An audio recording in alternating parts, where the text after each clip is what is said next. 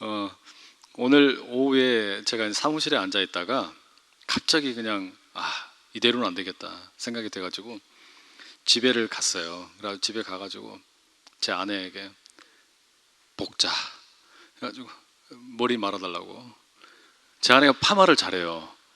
그 집에서 파마를 하고 있었어요. 그런데 몇 개 말았는데 그 뭐라 그럽니까, 롯드, 그 몇 개를 말고 있는데 갑자기 띵동 하는 겁니다. 아, 어느 권사님이 오신 거예요. 뭐 주시겠다고 오신 거예요. 와, 얼마나 난감하던지. 저는 이 말린 상태잖아요 지금. 상상이 안 되시죠? 모양이 어땠을지. 그래가지고 그거를 안방으로 저는 얼른 들어갔고 없는 척 하고 있고, 제 아내는 네 권사님 그래가지고 이렇게 해가지고 왔단 말이에요. 그러고는 이제 근데 오늘 왜 제가 이야기 드리냐면은, 제 아내는 제 헤어 디자이너입니다. 한 10년 됐어요. 그렇게 한 지가. 그러니까 처음에 이제 미국에 유학을 가면서 거기 가면은 무슨 미용실이나 이런 것도 잘 없을 것 같고 그래가지고 그냥 완전히 이렇게 파마를 해가지고 갔단 말이에요. 그런데 이게 머리가 점점 자라지 않습니까? 그러니까 치렁치렁 막 머리가 길어지는 겁니다. 이거 어떻게 할 수가 없어가지고 이제 그러면 그냥 내가 잘라볼까 그러더라고요, 제 아내가. 그래가지고 그냥 맡겼어요. 그래가지고 제 아내가 머리를 처음 자를 때 2시간 걸렸어요, 제 머리를. 커트만. 예. 그리고 이제 커트 한번 하고 나니까 이제 자신감이 생겨가지고 한번 말아볼까 지금. 그러면서 이제 막 이걸 막 하기 시작했단 말이에요. 제가 그냥 이 생명 다 드리니 하고 그냥 드렸죠. 그래가지고 뭐 파마 하는데 어쩔 때는 한번 하고 나서면 그냥 라면 머리처럼 뽀글뽀글 돼가지고요. 그래가지고 이건 아무리 샴푸질을 하고 그 다음에 막 그냥 드라이를 해도 하고 나면은 그 올드보이의 최민식 머리 아세요? 뭐 그렇게 뭐 이렇게 사자 머리가 되고 막. 근데 지금은 잘합니다. 제 아내 머리 잘해요. 혹시 머리 하실 분들은 저한테 예약을 하시고 이야기를 왜 드리냐면은, 여러분 배우자에 대해서나 아니면 어떤 일이 있을 때 좋은 이야기를 하시는 게 더 생각이 많이 나세요? 아니면 이렇게 나쁜 이야기가 더 많이 생각이 나세요? 솔직하게 이야기해 보세요. 솔직하게. 좋은 이야기가 더 많이 이렇게 기억에 남고, 아니면 할 이야기가 많으세요? 아니면 뭔가 나쁜 이야기, 누구를 긁어먹는 이야기가 더 생각이 많이 나세요? 표현의 다양성이, 우리말의 표현의 다양성이 누군가를 막 이렇게 긁고 막 욕하고 비난하는 이런 게 더 많은 것 같습니까? 아니면 이렇게 칭찬해주는 말이 더 표현의 다양성이 많은 것 같습니까? 이상하네. 저는 본능적으로 누구를 비난하거나 욕하거나 뭐 이런 게 훨씬 더 표현이 다양한 것 같아요. 그러니까 누구 칭찬하는 거는 그냥 한두 마디면 끝나는데, 근데 오히려 이렇게 누구를 막 이렇게 비난하고 막 이렇게 욕하고 이런 거는 훨씬 더 표현이 많아지더라고요. 제 아내가 머리를 이렇게 딱 하고 나서 저한테 이제 기대를 할 거 아닙니까? 머리 어때? 이렇게 묻잖아요. 근데 제가 막 너무 좋아 이렇게 안 하거든요. 그냥 한마디는 응, 좋아 이거 끝나버려요. 근데 머리가 조금만 마음에 안 들잖아요. 그러면 그때부터 이게 머리가 뭐냐, 이게 배추냐 머리냐 이러면서 막 쏘아 부는 거예요. 막 이게 우리 이 본성이더라고요. 본성. 우리 본성이 사람들과 이야기를 할 때 좋은 이야기를 하는 거는 요만큼밖에 안 하고, 표현을 말이죠, 별로 이렇게 안 해요. 훈련을 하지 않으면. 오히려 나쁜 이야기는 이만큼 많이 하는 게, 이게 우리에게 이렇게 본성이에요. 근데 성경 읽을 때도 우리가 그럴 때가 있어요. 성경 읽을 때도 어떻게 읽냐면은, 뭔가 좀 우울한 이야기, 그 다음에 뭔가 막 나를 막 죄로 억누르는 이야기 막 이런 거 있잖아요. 그리고 내가 계속해서 죄인이 되어야 될 것 같은 이야기, 그런 이야기는 엄청나게 많이 묵상을 하는데, 주님이 나를 이제 구원하셨다, 나를 이렇게 새로운 생명을 주셨다, 이런 거에 대해서는 이상하게 별로 묵상을 안 하는 것 같단 말이에요. 무슨 말인지 되세요? 거기에 대해서는 별로 이렇게 깊은 관심을 가지고 하나님이 나를 구원하여 주신 것에 대해서는 훨씬 더 다양하게 표현을 써서 말을 해도 지나침이 없잖아요. 하나님이 나를 구원해 주셨네, 예수님이 나를 살려주셨네, 여기에 대해서는 훨씬 더 많은 여러 가지 다양한 표현을 가지고 이야기를 해도 다 표현이 안 될 것 같은데, 우리가 그걸 잘 못하는 거예요. 오히려 뭘 잘하냐, 난 죽을 놈이다, 나는 못됐다, 나는 맨날 죄와 보타면 살고 있다, 이런 이야기들은 훨씬 더 잘하는 것 같단 말이에요. 그런 것 같지 않으세요? 저는 그런데, 저는 본성이 그런 것 같아요. 저는 본성이 이상하게 꽉 무슨 죄, 잘못된 거 이런 거는 이야기하려고 그러면 그냥 고무줄 늘리듯이 쫙 늘어지게 되는데, 은혜에 대한 이야기는 이상하게 짧아져 버려요. 오히려 이야기가 딱 짧아져 버린 거예요. 왜 이야기 드리냐? 이제 로마서 8장에 딱 들어가게 되면 성령을 힘입어서 우리가 얼마나 멋지게 살 수 있는가라는 이야기가 전개가 되는 거예요. 지난 여러분, 우리가 7장에서는 율법 때문에 뭐가 이렇게 좀 제대로 안 풀렸잖아요. 율법에 대한 이야기를 들으면서 뭔가가 잘 안 되는 이야기들이 많았단 말이에요. 그래서 그것도 우리가 길게 늘려 이야기를 했는데, 제가 오늘 이제 그 작정을 한 게 뭐였냐면, 성령을 힘입어서 우리가 얼마나 멋있게 살 수 있는가, 하나님께서 우리를 위해서 얼마나 멋있는 일을 행하셨는가, 이것도 좀 길게 늘려서 이야기하겠다라는 생각이 들더라고요. 그래서 이렇게 장황하게 지금 이야기를 드린 겁니다. 그래서 결론이 뭐냐? 읽기는 11절까지 읽었지만 오늘은 4절까지만 하겠다. 4절까지만 읽으려고 그래요. 4절까지만. 자, 우리 1절 말씀 한번 같이 읽어보겠습니다. 1절, 8장 1절 시작. 그러므로 이제 그리스도 예수 안에 있는 자에게는 결코 정죄함이 없나니. 자, 여러분, 이 표현은 우리가 이 표현부터 시작을 해서 이렇게 읽어가시면 도움이 되실 것 같아요. 내가 구원을 받아서 얻는 유익이 뭐냐? 내가 하나님의 백성이 되어서 얻는 유익이 뭐냐? 우리가 1절에서부터 그걸 한번 이렇게 찾아보는 겁니다. 자, 1절에 의하면 그리스도 예수 안에 있는 자에게는 결코 정죄함이 없다. 첫 번째로 우리가 구원을 통해서 얻게 되는 유익이 뭐라고 되어 있어요? 정죄함이 없다. 정죄함이 없다. 이 비슷한 표현이 로마서의 앞장 5장 1절에도 나옵니다. 5장 1절 이렇게 되어 있어요. 함께 읽어보시죠. 자막에. 그러므로 우리가 믿음으로 의롭다 하심을 받았으니. 자, 5장에 있는 이 표현, 그러므로 우리가 믿음으로 의롭다 하심을 받았으니, 이 표현이나 이제 그리스도 예수 안에 있는 자에게는 결코 정죄함이 없나니, 이 표현이나 비슷한 표현이에요. 믿음으로 내가 의롭게 되었다. 본래 의롭지 않은 존재인데 하나님을 믿음으로, 예수님의 나를 대신하여 죽으심을 믿음으로 내가 의롭게 되었다, 이 표현이나 예수 그리스도 안에 있는 자는 이제 정죄함이 없다라는 표현이나 같다라는 말이에요. 왜요? 정죄함이라는 게 뭡니까? 정죄함. 죄가 나에게 이제는 완전히 각인이 되어가지고 너는 죄인이다라고 이렇게 선언이 되는 거, 그게 정죄를 당하는 거잖아요. 그죠? 그게 정죄예요. 그런데 여러분, 이 정죄라는 것은 어떤 식으로 주어지게 되는 겁니까? 본래? 정죄라는 것은 율법 때문에 생겨나는 거죠. 율법 때문에. 율법이 들어오니까 어떻게 된다 그랬습니까? 죄가 된다 그랬죠? 죄가 죄 된다는 게 정죄예요. 죄가 죄 된다는 게. 내가 길을 가다가 나쁜 짓을 했다. 그런데 그게 거기에 대한 법이 없을 때는 아무런 정죄가 없는 겁니다. 그렇죠? 그런데 이제는 법이 생기고 나니까 어떻게 되는 거예요? 법이 딱 알게 되니까 그게 죄구나. 그걸 깨닫는 게 뭐가 되는 겁니까? 그게 정죄죠, 정죄. 그러니까 예수 그리스도 안에 있는 자에게는 그게 없다는 거예요. 자, 그러면 예수 그리스도 안에 있는 우리의 신분의 변화를 지금 무엇과 대조를 시키는 거냐면 율법과 대조를 시키는 거예요. 율법과. 그런데 이런 정죄함이 없다라는 것이 8장에 훨씬 더 이제 자세하게 나중에 나오는데 33절에는 이런 표현이 있습니다. 33절 함께 읽어보죠. 누가 능히 하나님께서 택하신 자들을 고발하리요? 의롭다 하신 이는 하나님이시니. 아까 말씀드렸던 5장 1절과 비슷하죠? 누가 감히 하나님께서 택하신 자들을 고발할 수 있겠냐? 의롭다고 하신 이는 누구시라고요? 하나님이시니까 하나님이 의롭다고 하는 사람을 감히 누가 고발할 수 있냐, 이런 이야기예요. 그러니 이게 여러분 우리에게 얼마나 커다란 유익입니까? 그러니까 내가 의롭게 되었다, 칭의, 이 표현이나 정죄함이 없다, 이 말이나 다 똑같은 말이죠. 그죠? 그 다음에 8장 34절 나중에 보겠지만 한번 보십시오.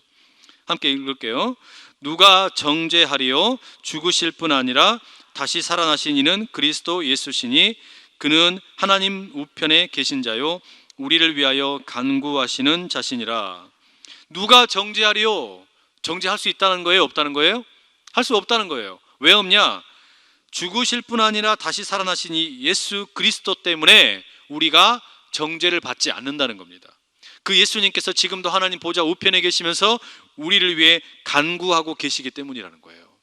이게 우리에게 주어진 구원의 유익입니다. 내가 왜 구원을 받아야 되나? 내가 왜 구원을 받으면 기쁨이 되는가? 정죄 당하지 않기 때문이라는 거예요. 중요하죠? 내가 정죄를 당하지 않는다. 율법으로 들어왔을 때는 율법 때문에 죄를 깨달아서 내가 정죄함을 당했지만 예수 그리스도 안에 있는 나에게는 결코 정죄함이 없다. 우리가 꼭 기억해야 될 유익이죠. 두 번째 유익은 뭐냐? 2절에 나옵니다. 2절. 자, 2절 한번 읽어보실게요. 이는 그리스도 예수 안에 있는 생명의 성령의 법이 죄와 사망의 법에서 너를 해방하였습니다. 우리가 이 구원을 통해서 얻게 되는 유익의 두 번째는 뭐냐? 자유와 해방입니다. 정죄함이 없는 것, 그것이 첫 번째 유익이라면 내가 예수 그리스도로 인해서 얻게 되는 이 구원의 두 번째 유익이 뭐냐? 자유와 해방이라는 거예요. 그런데 여러분, 이 자유라는 것은 무엇으로부터의 자유이고 무엇으로부터의 해방입니까? 죄와 사망의 법으로부터의 해방이에요. 그러면 여러분, 이 죄와 사망의 법으로부터의 해방이라는 말은 우리가 7장에서 계속해서 살펴봤던 주제 뭐였죠? 우리와 율법의 관계에 대한 이야기였죠. 율법의 관계에 대한 이야기였는데 바로 그 율법과의 관계에서 율법이 가져오는 게 바로 죄와 사망의 법이죠. 왜 그렇습니까? 죄라는 놈이 율법, 기회를 틈타 가지고 율법을 이용해서 우리의 어디를 정복했다 그랬죠? 우리의 어디? 마음과 생각, 우리의 마음과 생각을 죄가 주장하는 일이 생겨버렸어요. 이러니까 어떤 일이 생기는 겁니까? 그 죄가 우리의 마음을 딱 지배하고 있으면서 또아리를 두고 앉아가지고 우리가 죄의 노예인 것처럼 끌고 다니는 거예요. 우리 마음이 그렇게 끌려 다닌단 말이죠. 그래서 그 죄로 인해서 우리가 사망으로 끌려가는 겁니다. 결국 사망으로 끌고 가는 죄의 법, 이렇게도 우리가 읽을 수 있겠죠. 그게 바로 우리가 처해 있던 현실이었는데 바로 그것으로부터 해방을 경험한다는 거예요. 그게 구원의 유익이라는 거예요. 내가 죄와 사망의 법으로부터 해방되는 거, 이게 구원이라는 거예요. 정죄함이 없는 것으로부터, 정죄로부터 해방이 되는 거, 그것도 구원의 유익이고, 또 죄와 사망으로부터 구원을 얻는 거, 해방이 되는 거, 이것도 구원이 우리에게 주어지는 선물이라는 겁니다. 그러면 이런 죄와 사망의 법을 어떻게 이기는 거냐? 왜 이길 수 있는 거냐? 거기에 대한 이야기가 2절에 뭐라고 돼 있어요?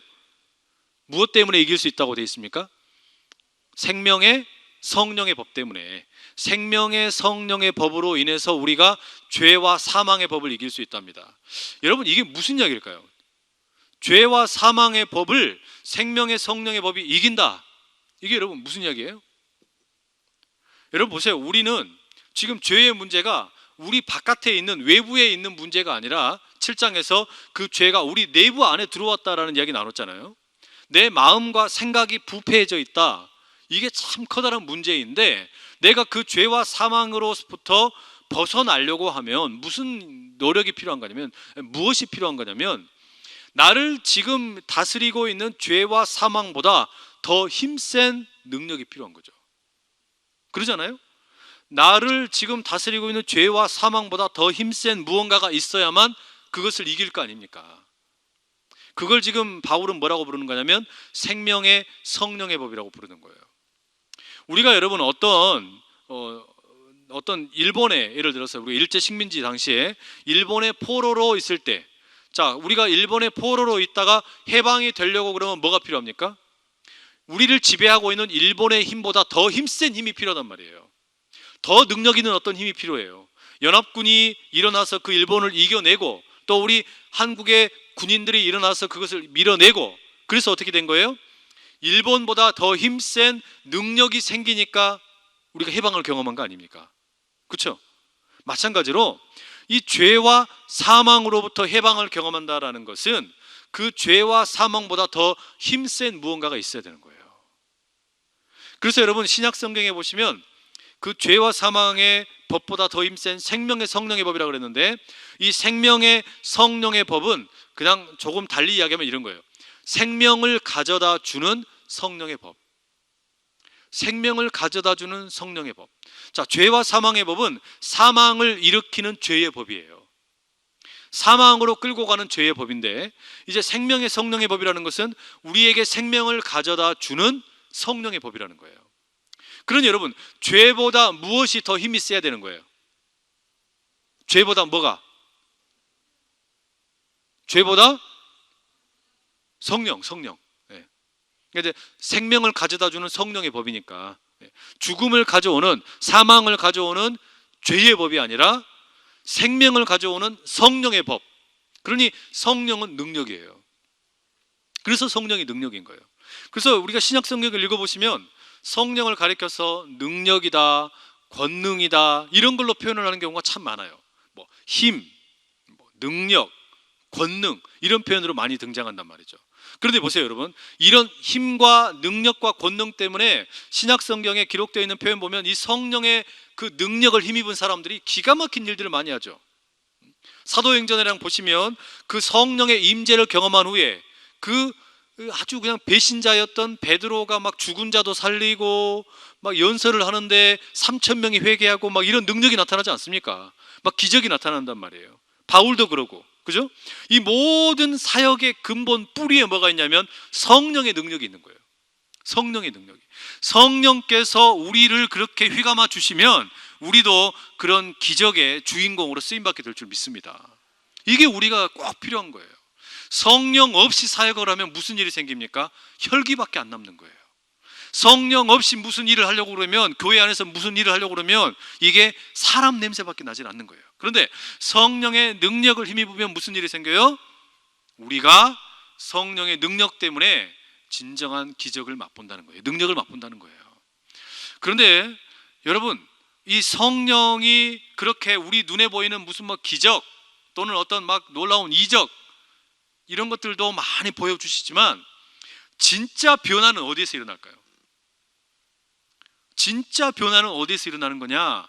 이 성령이 어디로 우리에게 들어와야 되는 거냐면 우리 안으로 들어오는 거예요. 우리 안으로.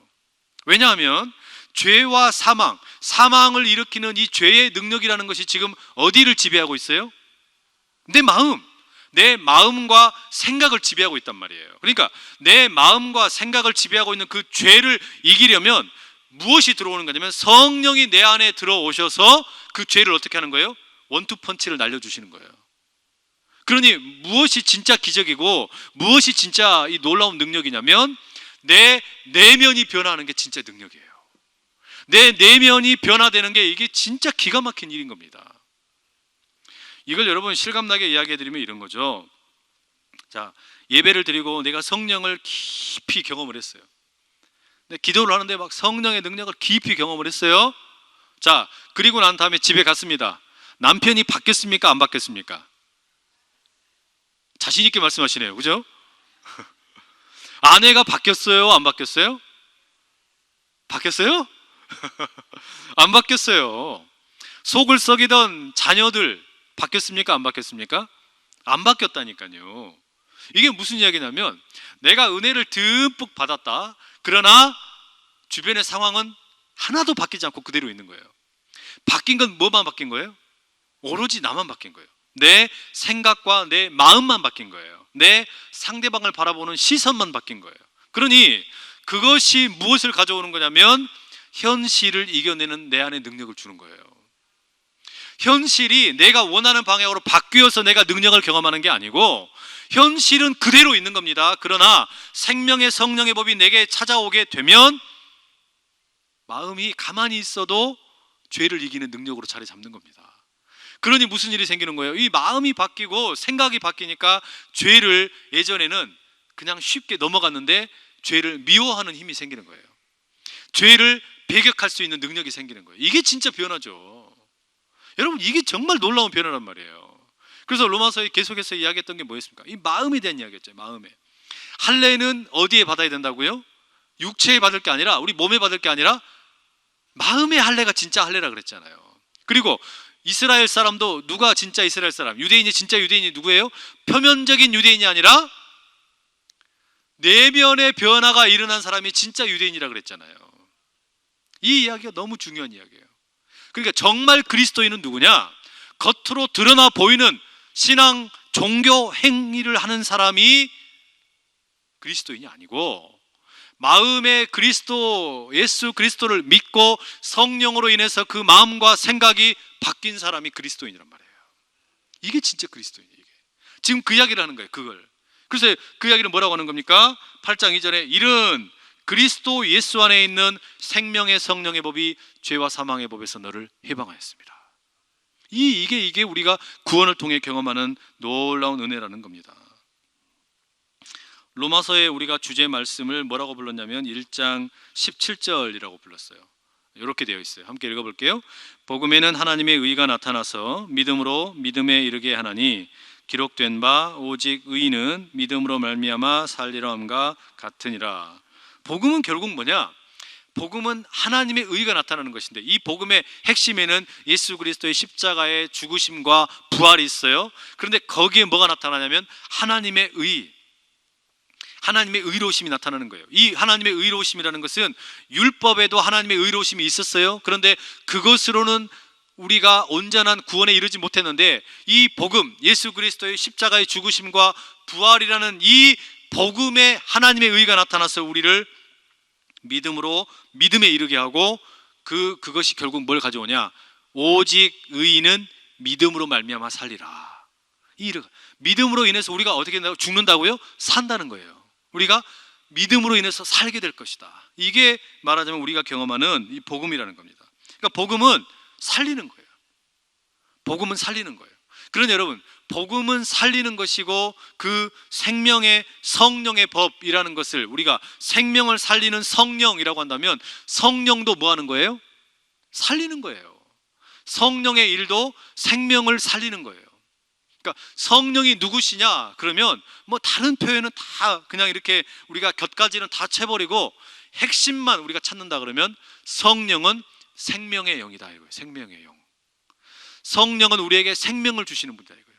그러니까 죽음의 생각을 버리게 하고, 그 죽음의 마음을 버리게 하고, 성령은 우리에게 생명의 생각을 살려주는 거예요.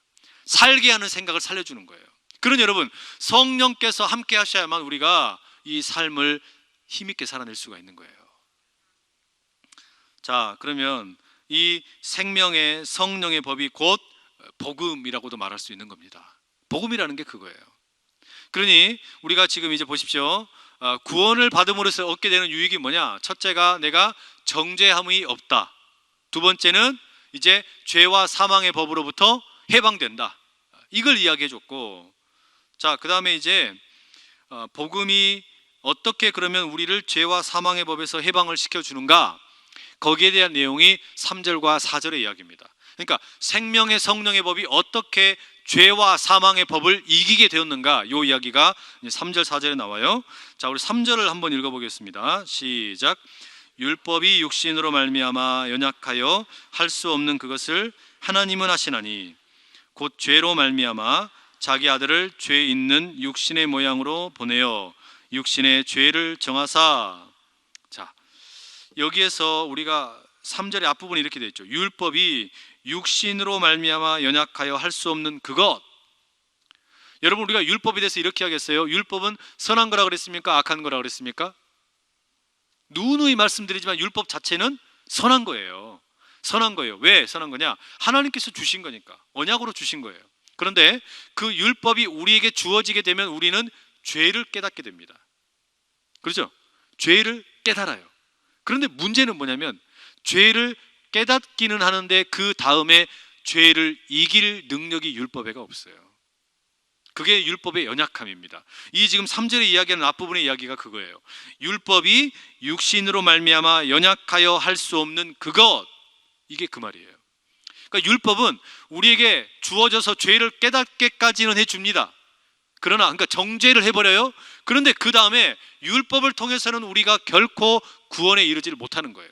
그래서 율법주의도 안 된다. 율법으로 내가 의로워질 수 없다. 그러면 율법은 필요 없는 거냐? 율법을 폐기시킬 거냐? 우리 이런 이야기 나눴죠.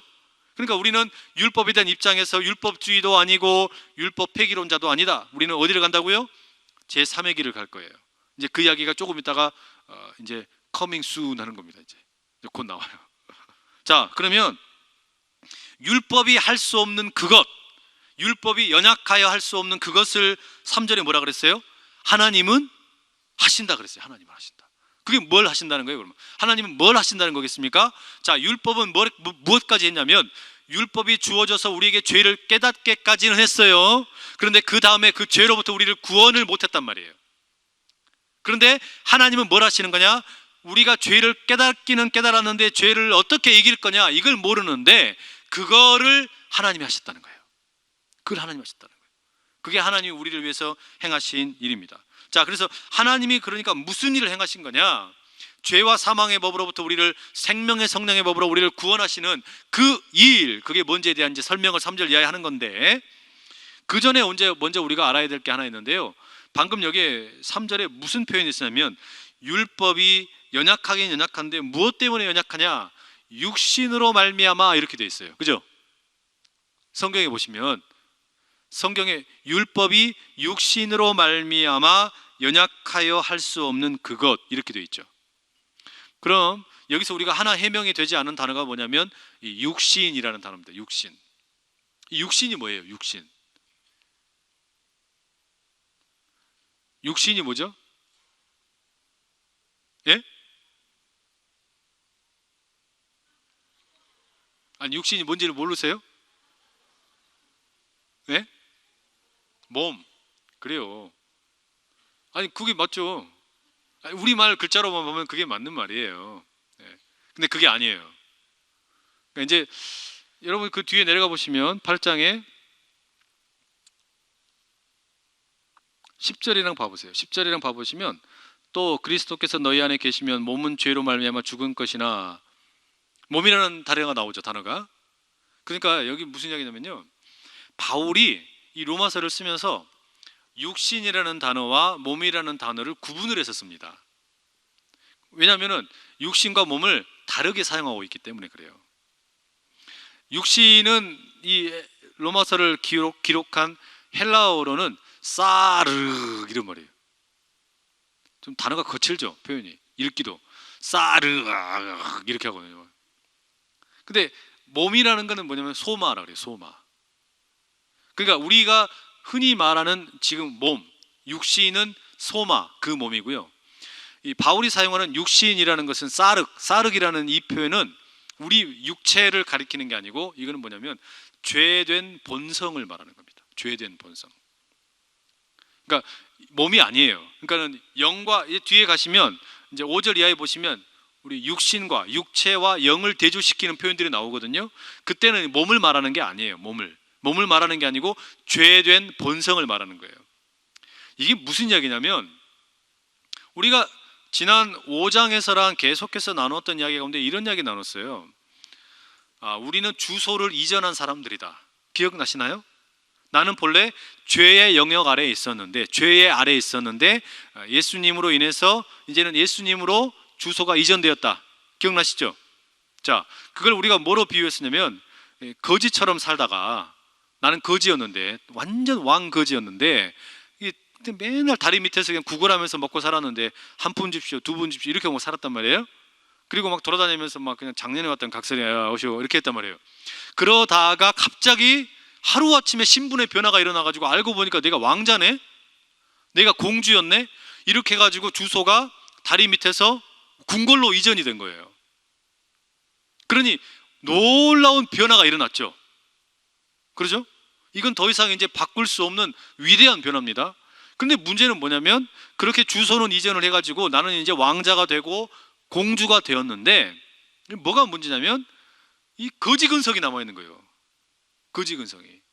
그러니까 옷은 좋은 거 입혀놓고 좋은 음식을 주고 좋은 침대에 갖다 줬는데 먹고 자고 하는 것이 다 옛날 거지처럼 행동을 하는 거예요.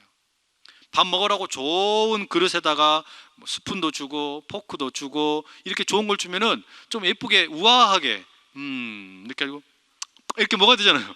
근데 이렇게 안 하고 그냥 달라들라고 와 이렇게 막 뜯어 먹어버리고 개걸스럽게 막 먹어버리고, 옷도 예쁜 거 입혀놓으면 다 찢어버리고 막 그리고 잠잘 때도 좋은 침대로 뭐 엄청 넓은 큰 침대 줬는데 거기에 쏙 앉아갖고 계집 들어가서 자고 있고, 이런 일이 생기는 거예요. 이게 뭐예요?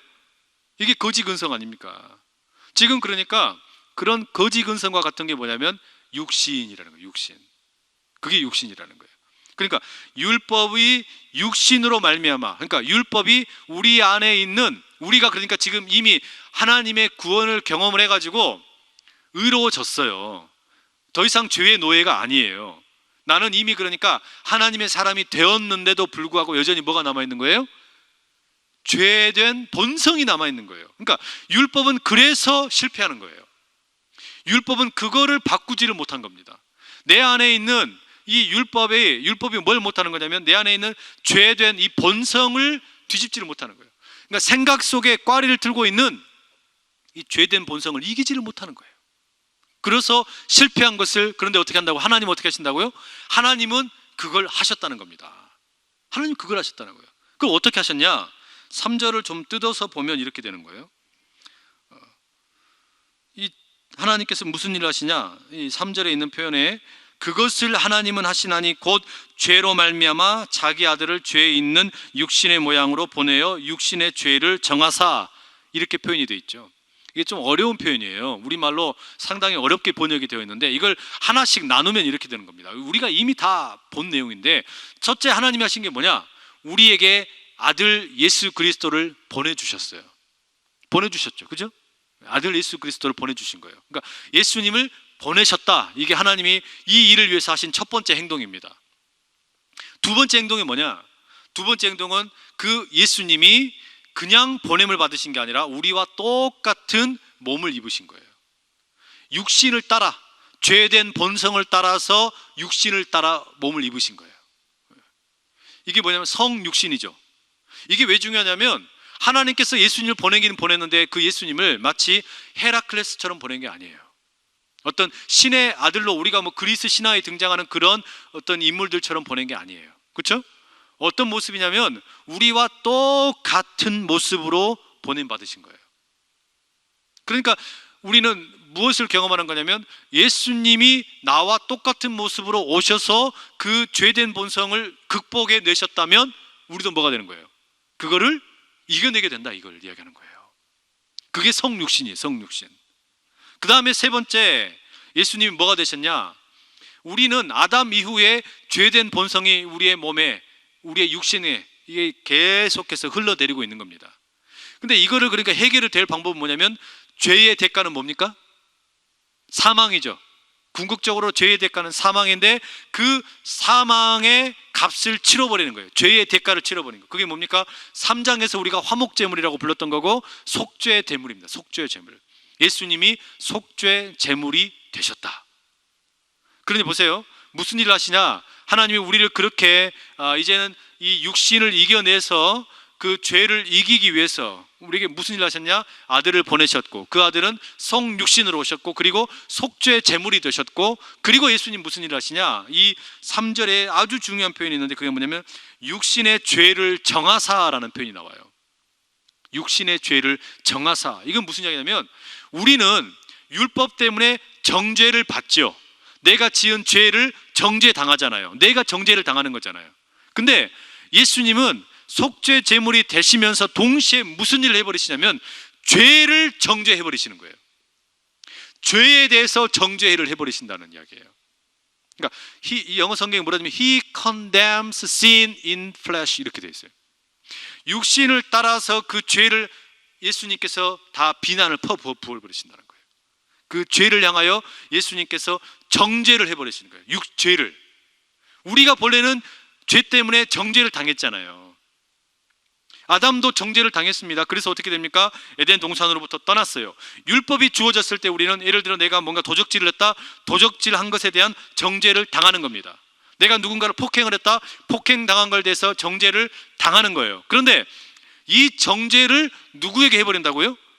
죄에게 해버리는 거예요. 예수님께서. 속죄 제물이 되신 이후에 예수님이 그 죄를 향하여 정죄를 해버리시는 거예요. 그러니 여러분 마지막에 요한계시록에 가게 되면 어떤 일이 있게 되면 그 마지막에는 죄도 죽게 돼요. 죄도 이제는 어떻게 됩니까? 사라지게 되는 거예요. 예수님이 다시 오실 때 그 일이 일어나게 되는 거예요. 근데 그때까지는 뭐가 남아있는 거예요? 이 죄의, 말하자면은 폐잔병들이 아직 남아있는 겁니다. 예수님의 십자가의 죽으심과 부활로 인해서 죄의 그 권세가 이미 깨트려졌지만 완전히 없어진 건 아니에요. 지금도 그렇기 때문에 우리가 이 죄와 싸우고 있는 거 아닙니까? 이 죄가 아직 남아 있습니다. 그래서 시시때때로 어떻게 하냐? 내가 누구를 넘어뜨려서 나의 이 능력을 좀 보여줄까? 자기의 영향력으로 누군가를 휘감아 버리려고 이런 생각을 하고 사람들을 넘어뜨리려고 그런 거예요. 이게 말하자면 그 죄의 영향력이 엄청나게 세져 버리면 무슨 일이 생기는 겁니까? 재앙이 임하는 거예요. 그러니까 여러분, 뭐 우리가 안전불감증, 뭐 사람들이 사람으로 인해서 범죄가 생겨났다, 그게 뭐냐? 우리가 신앙의 눈으로 보면, 영적인 눈으로 보면 한 사람을 죄가 휘감아서 자기의 도구화 시켜버리는 겁니다. 그래서 죄는 무엇을 가져와요? 사망을 가져온단 말이에요. 사람들 다 죽이는 거예요.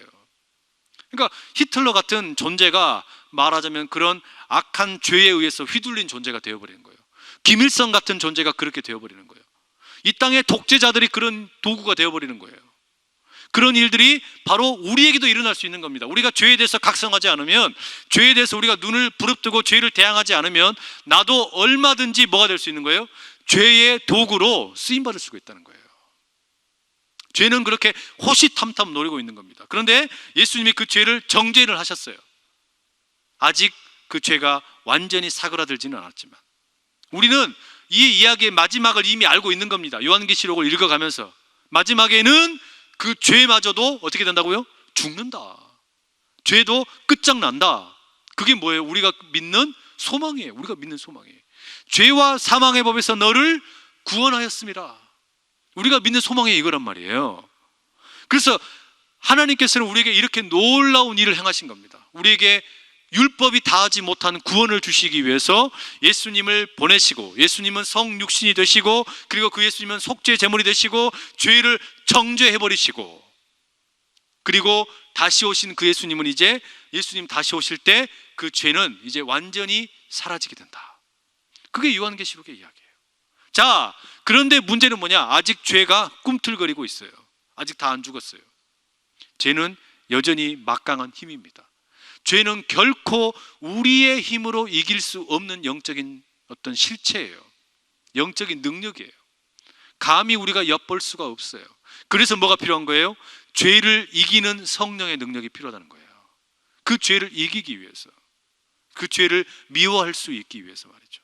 그런데 여러분, 이것을 이제 바울은 뭐라고 표현하냐? 하나님께서 다섯 번째로 완성하시는 게 있다는 거예요. 다섯 번째로. 자, 하나님께서 하시는 일, 구원과 관련해서요.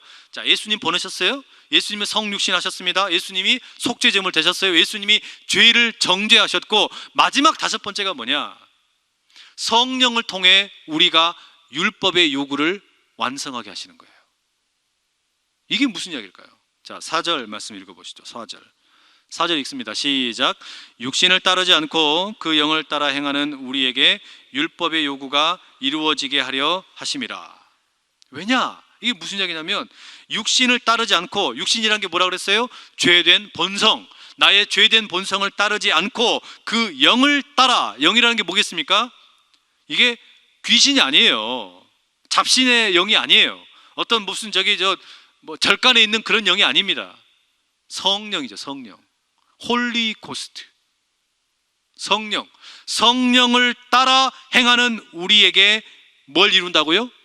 율법의 요구가 이루어지게 하려 하심이라. 이게 율법에 대한 우리의 세 번째 입장이에요. 자, 보세요. 우리가 율법주의도 우리는 따르지 않는다, 율법 폐기도 따르지 않는다 그랬잖아요. 율법주의라는 건 뭐였습니까? 그냥 11조하고 또 무슨 주일 성수하고 새벽기도 이렇게 지키고 이렇게 하는 거, 그거 하는 것 자체가 좋은 겁니까? 나쁜 겁니까? 다 너무 좋은 거예요. 그런데 율법주의란 뭐냐? 이걸 해가지고 내가 의로워지려고 하는 거예요. 근데 그렇게 할 때는 무슨 일이 생기냐면, 나의 생각이 팽팽해진 상태에서 나도 죽고 상대방도 죽이는 거예요. 내가 하고 있는 걸 가지고 상대방을 저주하는 거예요. 판단하는 거예요. 비판하는 거예요.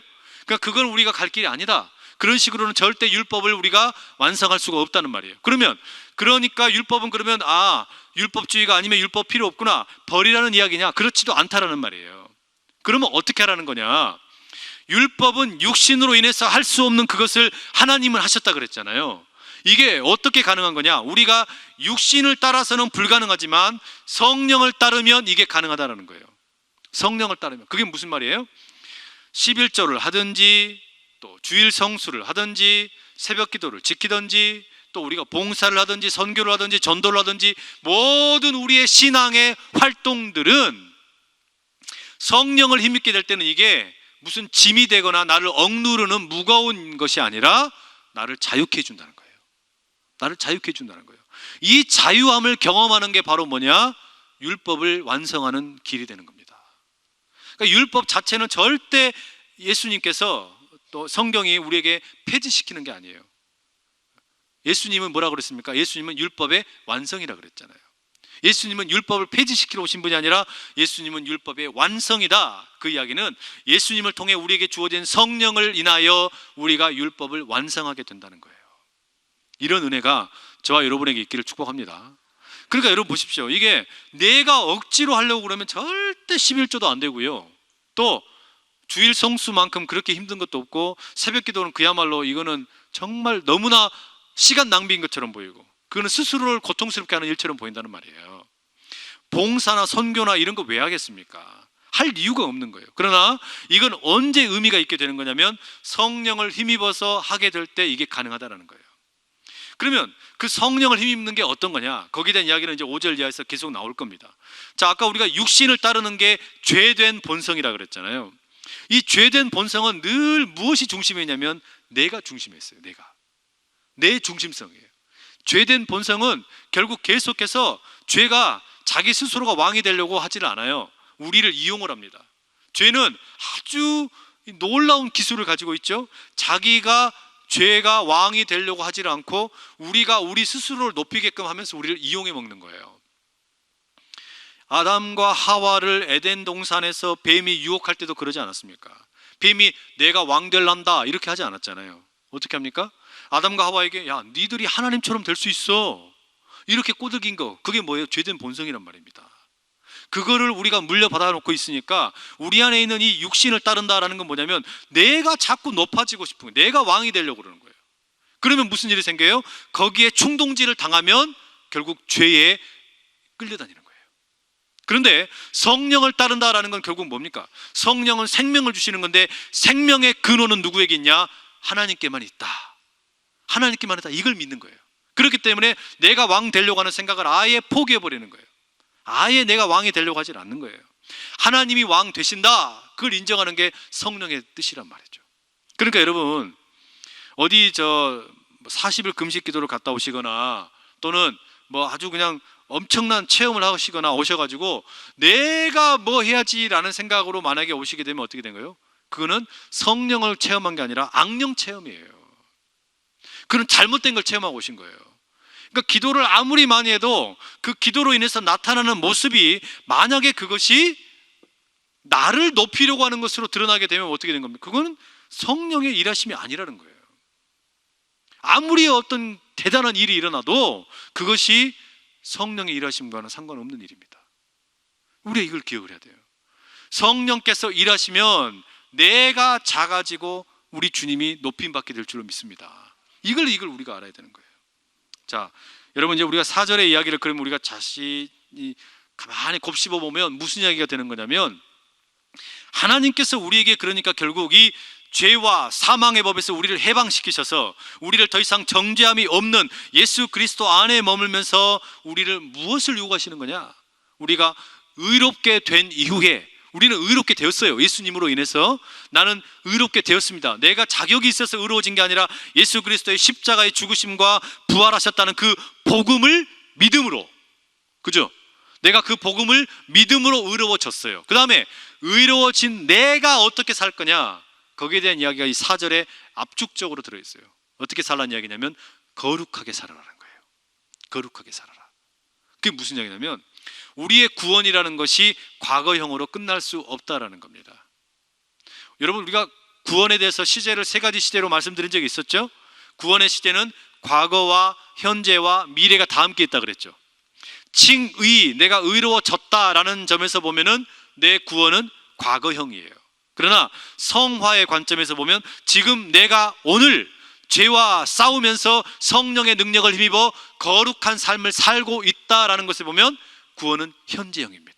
그리고 이 구원은 예수님 다시 오실 때 이제 완성될 것이다 라는 점에서 보면 이 구원은 미래형이란 말이에요. 그러니 여러분, 우리가 이 어떤 저 박옥수 아저씨가 이야기하고 다니는 구원파의 이야기의 논리의 맹점이 그거예요.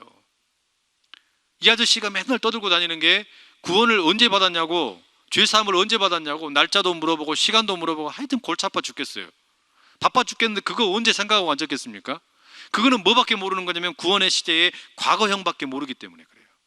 구원의 시제는 과거형만 있는 게 아니에요. 그 이후에 우리의 삶에 거룩한 삶으로 드러나야 될 이 구원의 삶이 있다는 거예요. 이게 지금 우리에게 중요한 것인데, 그거를 싸그리 다 무시해버리고 나니까 어떻게 돼요? 이후에 모든 우리의 삶은 다 이제는 뭐 잘못을 해도 다 죄가 아니다, 이렇게 망발을 하고 다니는 거예요. 이게. 그러니까 여러분 뭐 안산에도 보니까 막 붙어있고 하던데, 구원파 이렇게 하는 거, 또 이름이 저하고 비슷한 이요한이라는 그 사람도 있고, 뭐 하여튼 그 몇 명 있어요. 그 사람들 하여튼 다 그 같은 나쁜 놈들이에요. 이제 무슨 체육관 하나 빌려가지고 막 죄사함의 비밀, 거듭남의 비밀 막 어쩌고저쩌고 하고 책도 막 나눠주고 이런단 말이에요. 집에 하나씩 받으신 분들 계시죠? 그거 다 이게 그런 내용을 담고 있는 것들입니다. 그러니까 여러분, 우리가 이걸 무엇을 지금 이야기하는 거냐면, 나의 거룩이라는 것은, 이것은 그냥 어떤 뭐 나를 막 그냥 돋보이게 만드는 그런 거룩이 아니고, 칭의를 통해서 내가 과거에 구원 받았다, 그것만큼이나 내가 지금 구원을 완성해 가기 위한 현재 거룩의 삶을 사는 것 또한 중요하다, 그 이야기하는 게 지금 4절의 이야기예요. 육신을 따르지 않고 그 영을 따라 행하는 우리에게 율법의 요구가 이루어지게 하려 하심이라. 현재형으로 진행이 되는 거잖아요. 그죠? 이 은혜가 저와 여러분에게 가득하기를 축복합니다. 그러니 이 거룩함이라는 것은 결국 예수님의 성육신 되심과 우리를 대신하여 속죄 제물의 되심의 목적입니다. 또한 이 거룩함은 우리가 율법의 모든 요구를 성취하기를 요청하는 거예요. 동시에 이 거룩함은 내 능력으로 되는 게 아니고 성령의 능력을 따라 되는 위대한 사역인 줄로 믿습니다. 그러니 거룩하다는 것은 내가 목소리를 거룩하신 하나님 이렇게 한다고 되는 게 아니에요. 내 힘으로 되는 게 아니니까. 그거는 성령의 역사로 되는 것이니까. 성령의 역사로 된다는 게 뭐겠어요? 내가 죽어지고 육신의 본성, 그 죄된 본성이 죽어지고 성령께서 일하셔서 생명을 살리는 그 법을 깨달아 알아가면, 그 새로운 세계를 경험하기 시작하면 이 은혜가 우리에게 온전하게 임하게 될 줄로 믿습니다. 기도하겠습니다. 살아계신 아버지 하나님, 감사합니다. 우리를 주님께서 이제 그리스도 예수 안에 있으면 새로운 피조물이라고도 말씀하시고, 성령의 능력을 힘입어서 모든 율법의 요구를 완성할 수 있다고 구원의 삶으로 초청하여 주신 것 감사합니다. 주님, 이 구원의 감격 가지고 살아가는 가운데 우리가 이제는 더 이상 죄와 사망의 법에 매여서 살아가는 존재가 아니라 성령의 생명의 법으로 살아가는 주의 백성들이 다 되게 하여 주시옵소서. 우리를 그렇게 위대하게 사용하실 하나님을 붙들고 가는 가운데 하루하루의 삶에 때로 고비가 있고 힘겨움이 있을지라도 우리 주님 기뻐하시는 그 길을 따라 걸어가고 주님의 장성한 분량으로 나가는 우리 모두 다 되게 하여 주시옵소서. 예수님 귀하신 이름으로 간절히 기도합니다. 아멘.